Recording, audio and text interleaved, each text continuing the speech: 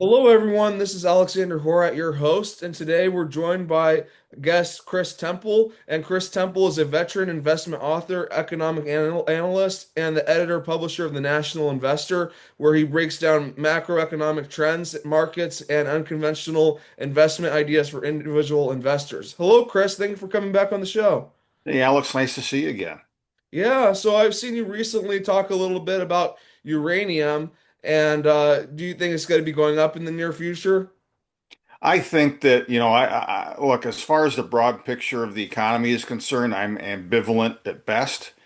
And I think we're going to have much more of a two-way market in 2026 with pretty much everything, stocks, commodities, and whatnot.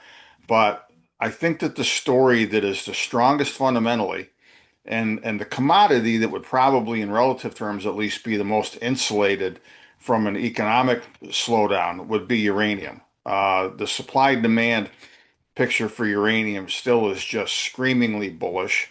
When you look at the shortfall going forward for the next 10 or 20 years, um, governments, businesses, uh, hyperscalers are all announcing full-size power plants, small modular reactor investments, whatever, at a faster rate than the uranium is available to fire those. So you've got something out of the order of a 1.7 billion pound cumulative deficit projected for the next 20 years. And just in the last week, I interviewed a good old friend of mine who's pretty much the leading expert on the space in the U.S., Scott Melby. He's the head of the Uranium Producers Association of America. He's vice president of Uranium Energy Corp., CEO of Uranium Royalty Corp., which is the only royalty themed, setup company in the uranium space. And I do that every few months or so when he and I can get together to just, give people a snapshot of what things look like right now. And every time we talk, it's the same story. I mean, uranium as a commodity is extremely cheap compared to what it's going to be like in the next 3 to 5 years. I mean, we're at around $90 a pound in the spot market, give or take a little bit. And I'll tell you right now, in just the next couple or 3 years, we'll see $200 plus for the Wow. uranium price. And so there are ways to invest in that people are going to make a lot of money on. There's already been a lot of money made in this sector in the last 4 or 5 years since it bottomed. Um, and some of those stocks have corrected. The uranium price itself has corrected and been more choppy for probably the last couple of years now. It's almost been. But the long-term trajectory is still, it's still as solid as any commodity store you're going to find. So, do you think uranium is the future of energy? Well, I think it's part of the future of energy. One of the things that there's a fellow named Scott Tinker who people should look up online and get to know him. He's one of the foremost energy experts in the world, and not some, just on uranium or nuclear energy, but the whole gamut. He focuses on fossil fuels, but he's been on this guy is extremely well traveled, one of the best and highly regarded energy experts that there is. And I love what he has said many times when I've heard him speak. And that is that you got to get this idea out of your head that the world is embarking on an energy transition. There's no such thing. There's an energy addition. Yeah. Every year, the world's demand for energy of all kinds, for fuel of all kinds, just does nothing but go up. I mean, if you look at a long-term chart, you need a magnifying glass to see just a couple of very brief instances where overall global energy demand dropped just momentarily. One example was the self-imposed recessions we all had briefly over the COVID pandemic, Yeah. back 5 years or so ago.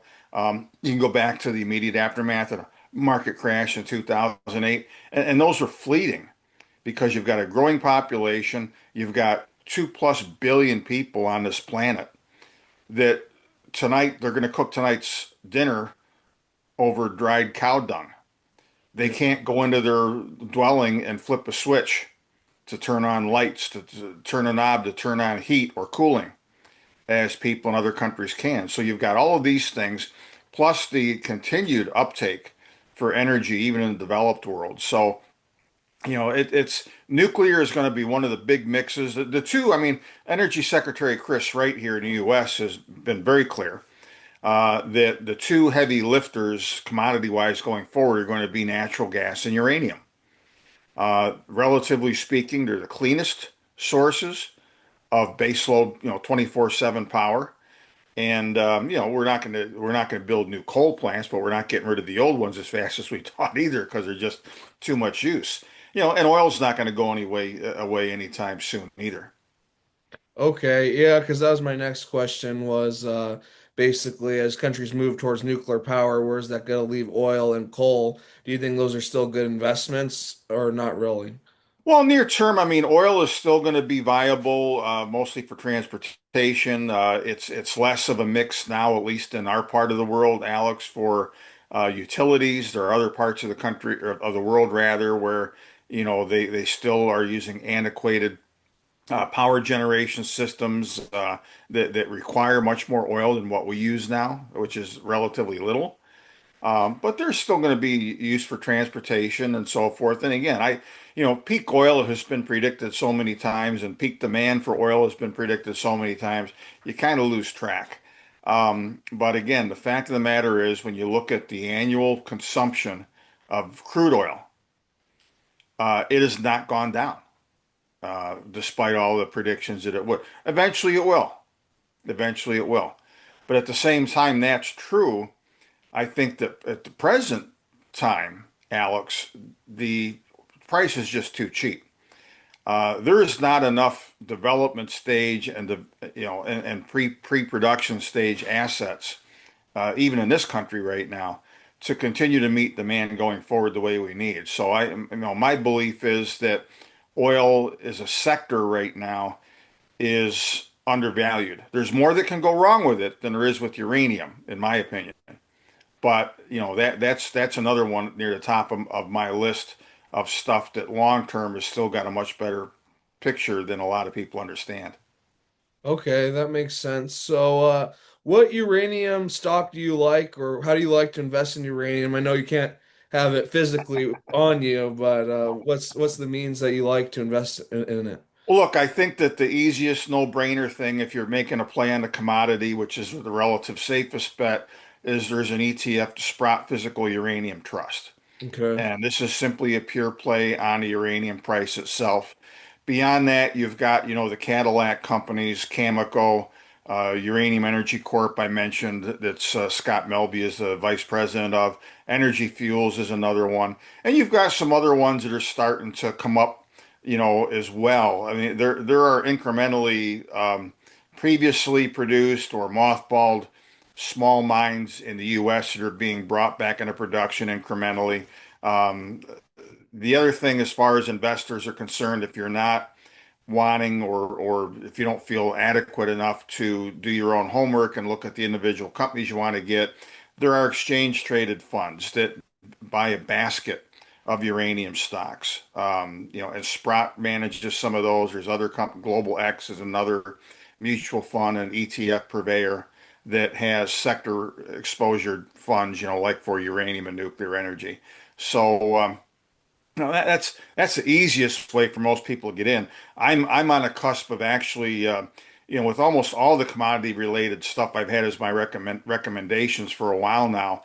I've been telling people for the last few months to where we had some big profits or where I think that things are kind of, not cheap anymore to, okay, let's take some money off the table. We'll sell half of XYZ company, which we'll leave the house money on the table, still got a big profit, and start looking down the food chain. So I've been doing that already, especially with precious metals companies.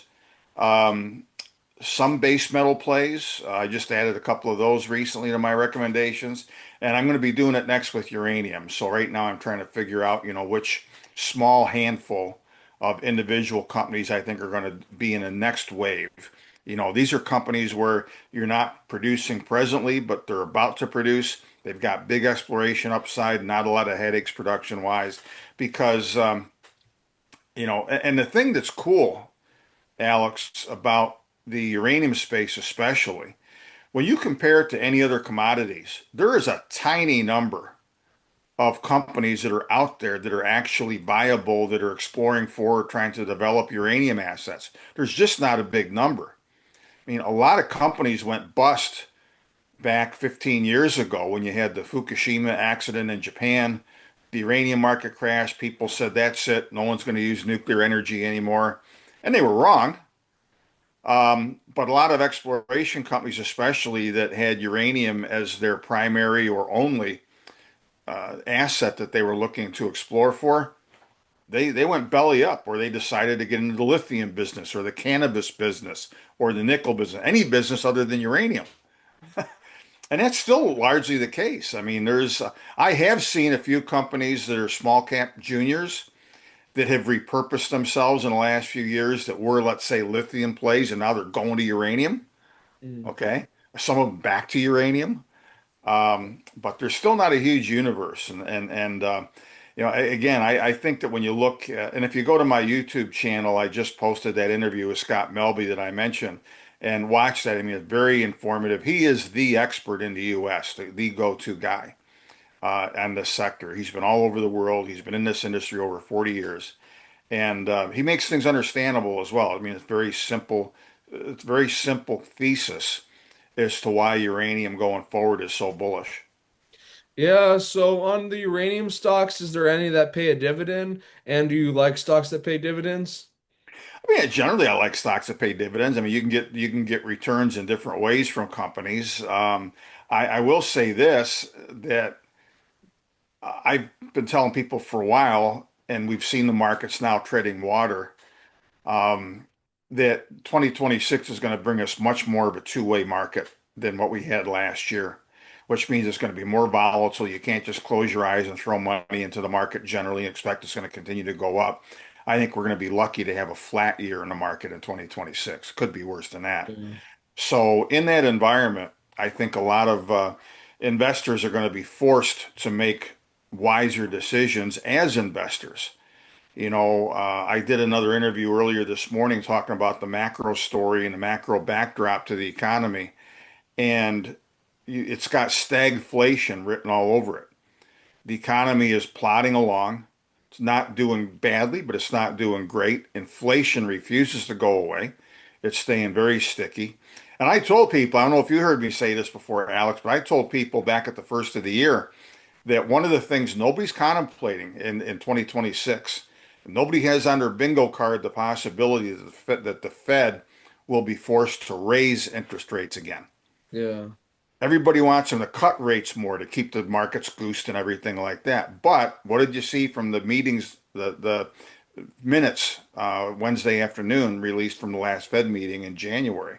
And that was that several of the Fed's voting members wanted to put back on the table this two-way idea that, hey, it's not automatic we're going to cut rates, and it's a possibility that we may raise them again if inflation doesn't start behaving itself better, which it's not. Mm. And we've had the best news we're going to get on energy prices. I think that's going to start pushing inflation back upward. We'll get slight relief going forward, all else being equal, although this is still an unfolding story. But, this morning, as you probably saw, the Supreme Court did come out with their ruling and shoot down Trump's tariff game plan. So he won't be able to impose these tariffs the way he was doing on other countries and other finished goods. So that'll take some of the bite away as far as inflation on some consumer goods. But government spending and everything else is going to more than go in the other direction. So we've still got this problem going forward. And I think in that environment, when you find good yield stocks, okay, I said a minute ago, I think energy is still cheap and it's unappreciated. You can buy exchange traded funds that own a basket of pipeline companies and infrastructure companies. They pay 7% give or take dividend, and their price is going up 20% a year, the stock price. Can't Yeah. go too wrong with that in an environment where a lot of other stuff is way too expensive. Yeah, that makes sense. So going back to oil, we see that the United States may be going to war with Iran. I want to get your take on it. If you think they are going to go to war with Iran and how that'll affect the oil price if they do.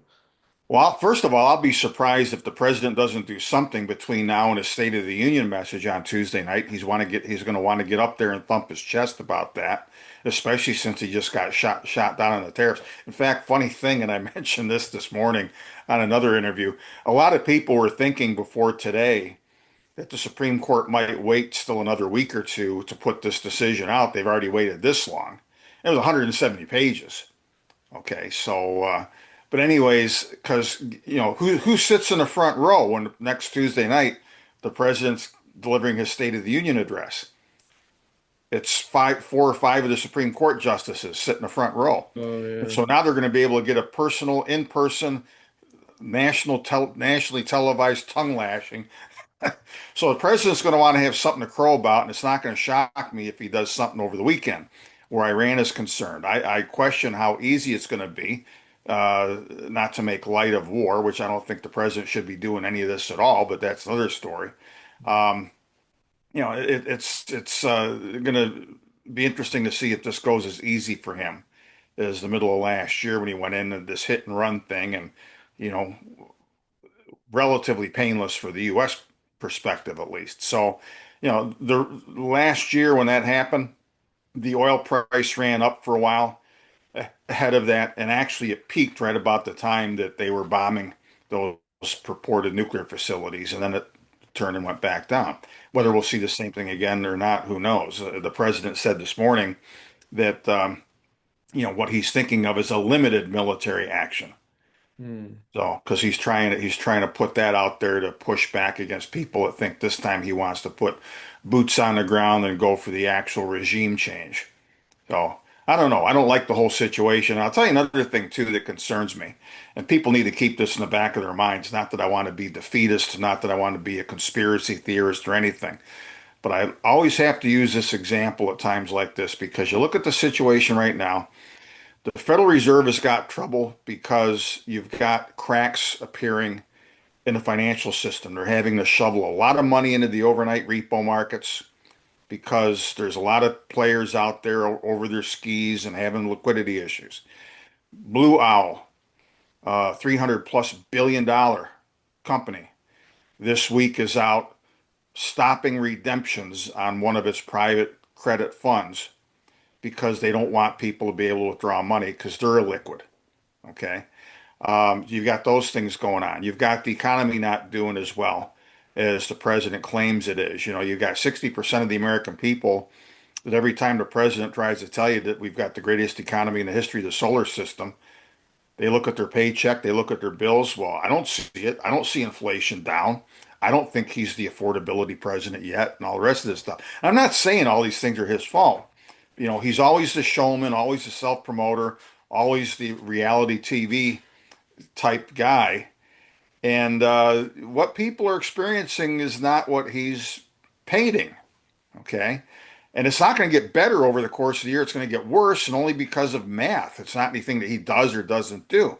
So historically, war and crisis, Alex, has always been a scapegoat. It's been a position or something that a government will promote or pine for or seize on when you've got domestic issues you just can't solve. And here's the biggest history lesson in our lifetimes. On September 10th, 2001, the stock market had been going down for over a year already. We were already in a recession. George W. Bush was being ridiculed as the ignorant frat boy, unserious politician that was in over his head. He couldn't fix this. Alan Greenspan was finally looked at as being mortal when he used to be called the maestro in the 90s and everybody was in Fat City until it all blew up. Now he's being called out, okay, and properly so. The next day on September 11th, all of these things, which ended up getting worse, were no longer the fault of Alan Greenspan or George W. Bush or any other policymaker. They were the fault of 19 terrorists Yeah. who attacked our country. And all the other scrutiny of the policies that needed to be changed stopped. Okay? don't think for a minute, and I don't say this because I like Trump or dislike him or anything. I've said to you before, I call balls and strikes. Okay. And but this worries me that, especially if there is a design to get into more of a hit and run thing and more of a prolonged war, presidents always use that to Mm. rally the nation and to take our focus off of other things. And if it's not that, we'll look at UFOs because now we're going to do that too, and aliens. Yeah, that's true. I have been hearing some reports of that. Oh, So one thing I wanted to talk about, so we recently seen gold and silver, they hit all-time highs, then they tanked quite a bit, but now we're starting to see them rally again. So I just want to get your thoughts on that. again, I think that even the precious metals are going to be a two-way market. Don't forget that and I think today, because we're recording this on Friday, Yep. you've got the tariff decision, which has injected some uncertainty, but I don't think it's going to be a big deal in the end, economically. The tariff decision today was more of a political hit to President Trump and his ability to conduct foreign policy, right or wrong, Yeah. than it is an economic thing. Okay. But precious metals are responding to that. I think they're also, like the oil price, responding to the possibility of war. Okay. But don't forget that aside from those usually transient issues, gold and silver have done well for a while for the same reason the stock market and a lot of other things have done well. It's this idea everybody got in their head that there's going to be this open-ended Federal Reserve interest rate less loosening policy and all the rest of this stuff. And there's a lot of cold water being thrown on that right now. So look, my attitude, simply put, is that my belief is that silver certainly and gold properly has peaked for the time being. I think we're going to go tread water for a while. We're going to gyrate up and down. The easy money for that last wave of the precious metals move has been made. Mm. Most of the mining related stocks are already, give or take a quarter off of their highs. Okay. Yeah. A lot of them still good, a lot of them too expensive. I wouldn't be buying them today. There's ones I would be buying today with both hands. And you're going to have to be really selective when it comes to the mining stocks, particularly. But I think for the time being, since a Fed that is going to be sitting on its hands for a while and not easing the way the markets have calculated, is going to keep precious metals in check because that was the main driver of the precious metals. Again, as it's been with the stock market and with some other things. So, long term, I still love gold.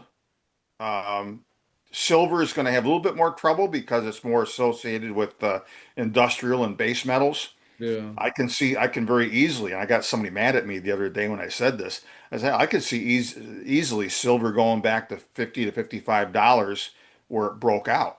Yeah.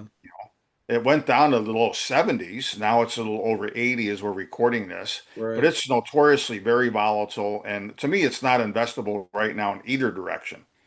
If you've got good companies with good silver resources that are growing better than their peers, it's good to own companies like that and not worry about the silver price.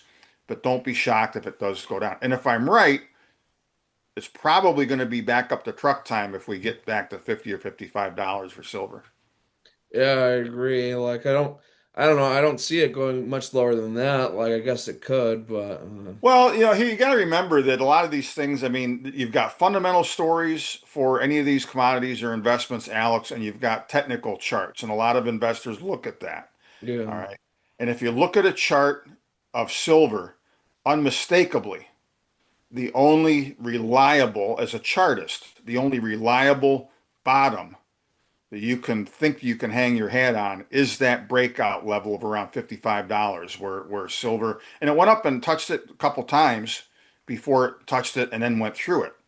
And naturally, it's going to want to try and settle and use that previous resistance level as support.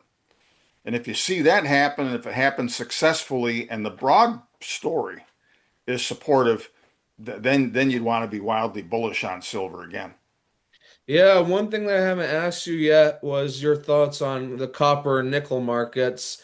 Do you think those are the copper is somewhat close to its all-time high. It seems to me to be a little less volatile than silver. at least in the really high ups and downs. But I just want to get your thoughts on those markets and if you think they're going up or you think they're not. Well, look, in relative terms, copper is less volatile than silver, but in the recent past, I mean, we had that brief spike to like 650 a pound or something like that, that was an all-time high, and boom, we've given back almost a dollar of that Yeah. in fairly short order. And there's a lot of one-off reasons for it. There are some supply issues. Um, Look, I think that long-term copper is a winner. I don't put it up quite with uranium. I don't put it up quite with gold, but I think it's going to be good long term. Remember too that the reason why copper first had that spike and then fell down, if you laid a copper chart on top of a uranium chart, they were almost identical about maybe a month ago, 3, 4 weeks ago. Okay, and the reason for that was that copper, almost as much as uranium, is looked at as a beneficiary of all of this AI stuff. Oh yeah. Okay. We're going to build all of these data centers, all this extra cable. Well, guess what? You need copper along with the mix of a lot of other things too to build all of the infrastructure, to power all these AI centers. Well, properly so, a lot of people have again recently started to wonder aloud, is all this stuff really real? You know, Among other things, the president has been touting that he's got $18 trillion of investments committed to the U.S., partly because of his tariff policy. He may as well use gazillion or bazillion or gajillion or something like that. This isn't real. Some of it is under the right circumstances, but a lot of that is what's, pushed this whole AI craze for a while. And a lot of smart people have done a lot of smart work. The Cato Institute this week, it was out with a very lengthy piece and if you haven't seen it yet, I'll send it to you, Alex. Oh, thank Extremely you. well done. And they were out with a piece and basically said that 18 trillion figure is fantasy. You Mm. know, the president pulled this out of a particular bodily orifice or something. I mean, it's not real. Has he made a lot of deals? Yes. Are some of them real? Yes. Are they going to give us $18 trillion boost to the economy in the next few years? Not a chance. It's not mathematically and physically possible for just the AI part of this to even be met in the next few years. And so, anyways, not to belabor that point, copper fell off the same reason uranium had a big rally and then corrected sharply when all these AI stories started hitting because they're deemed to be beneficiaries of that. Okay. But I'll say the same thing about copper that I have about uranium. Nevertheless, in that context, that long term, they're both very bullish, and they were before anybody was talking about AI centers. Yeah, I think it's interesting that you mentioned AI. So what they've been talking about recently is there's got to be millions of people that lose their jobs to AI. And if that does happen, what do you think these people are going to do, being unemployed and everything? Do you think there'll be a lot of riots on the streets and stuff like Well, that? look, that question lends itself to a far more substantial question for our economy and for our society, Alex, and that is, do we have the leaders in this country, or the world for that matter, that understand that with that possibility, or maybe trend as time goes on, we need to completely rethink the very nature of our banking system and of our money. I, for my entire adult life, have been a student of the Federal Reserve and what makes it tick and how our money is based and all the rest of this stuff. We have a very fatally flawed system, especially when you look at it from the standpoint of we need to have a monetary system that isn't there to protect itself, but is there to serve legitimately as money for the population. We don't have that. All right. And if we don't get it, and if we were to stick with the present system, then even more so than we've seen happen very slowly over time already in over the last few decades, certainly in the post-war period, we're going to increasingly see AI lead to an environment where we really have the ruling class and everybody else as serfs. Mm. And we've seen that going on slow motion. I mean, when I was growing up, middle class in upstate New York had a certain definition to it. All right. Today, middle class in upstate New York is essentially non-existent. Yeah. All right. And you've got people doing really well, and you've got a huge percentage of people on public assistance because there isn't an economy. And I think in a lot of contexts that it's been discussed that the likelihood of AI to take away so many millions of jobs is overstated. And as is AI itself, honestly.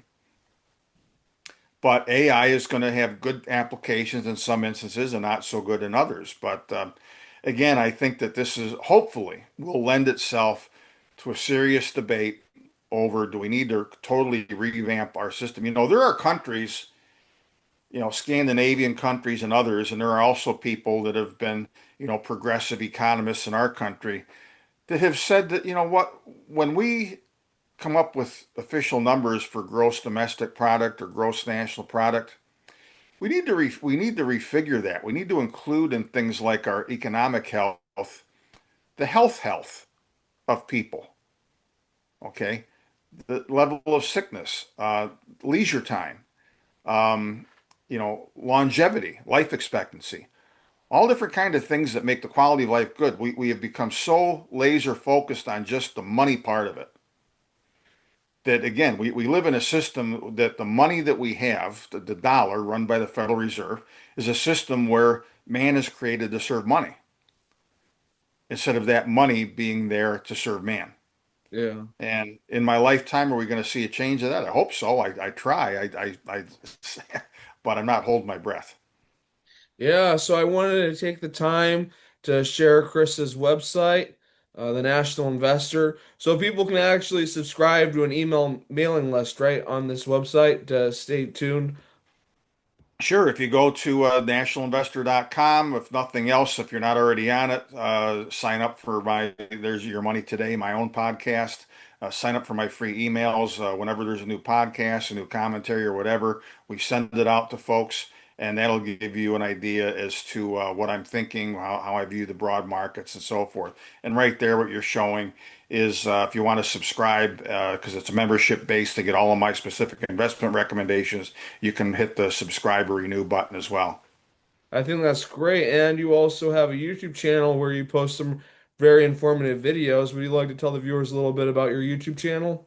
Yeah, I mean, I like to tell stories. I like to make things understandable for people. So a lot of the YouTube videos I have are of individual companies that I've recommended previously in my newsletter that like my work, and then they support me in some other augmented marketing, and that includes some of these videos. So you can get to, listen right to the horse's mouth and get to learn some of these investment opportunities and companies that are out there. And I also on a YouTube channel have some of the macro content as well and some sector related content. I've got a new round of that coming up imminently where besides the uranium one that I just did with Scott, you're going to see a fresh take on a precious metals, a base metals, energy, and so forth. Oh, I think that's great. Definitely subscribe to his YouTube channel. It's really good. And also, you're on X as well. Follow Chris on X, please. He has a lot of good content there. And yeah, is there anything else you'd like to add to this video, Chris? I would only say that again, as I said a few minutes ago, Alex, this is going to be very much a two-way market this year. There's going to be a lot more give and take politically, geopolitically. You really can't bet on any one scenario. And when I tell people, as far as putting together portfolio recommendations, you've got to look at probabilities. You can't be religious about any particular thing. Oh, I think the market has to crash. Yeah. Well, eventually it will. You might go broke shorting it before it does, but yes, eventually it will. So is that the probability right now? Not necessarily. So you need to stay nimble. You need to make sure that when you're treating your investment portfolio as an ocean liner, not as a jet ski. Okay, so you set a course. If the weather changes or circumstances change, you need to go a few degrees here or there, fine. Sometimes, yes, you do need to make an abrupt or more abrupt change. But basically, the way I give guidance to people, we want to avoid portfolio losses. Okay, any idiot can make money when things are going up. What separates the successful from the unsuccessful is if you have a big market bust come, which and they do from time to time and will again. Who hangs on to their profits from the boom? Yeah, I think that's definitely informative what you just said there. And I'd just like to thank you, Chris, for giving us all this great insight, especially in the uranium markets. I think that was pretty interesting. And I would just like to thank all the viewers who watched this video. If you can, please subscribe to the channel, like the video, and share this video with all your friends so we can get the word out on what's going on in the markets right now. And thank you. Thanks again, Chris. My pleasure. Take care. Take care, everyone.